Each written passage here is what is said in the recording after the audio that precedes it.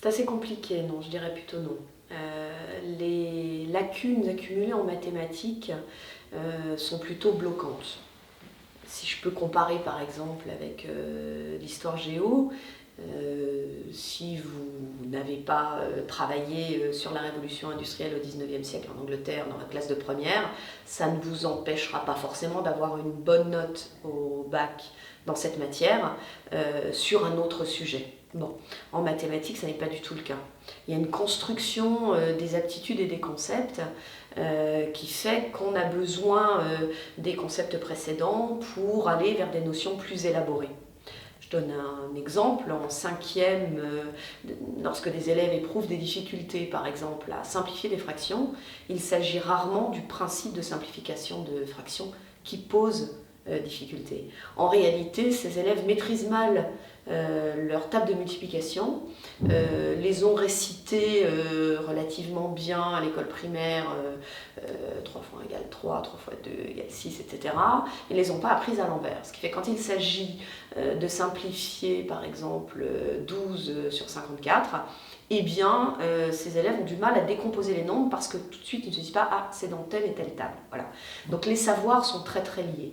Et donc malheureusement le déclic dont vous parliez se fait souvent dans l'autre sens.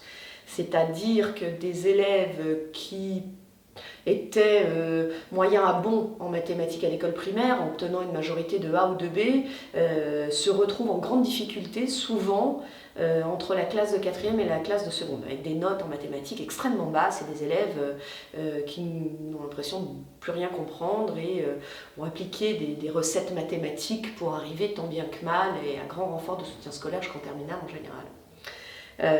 Pourquoi? Parce que ces A ou B révèlent en fait une acquisition imparfaite des notions, c'est-à-dire correspond probablement à une acquisition à 75-95%, mais du coup les 5 à 25% restants constituent ce que Salman Khan dans son livre appelle l'apprentissage en gruyère en fait. Voilà.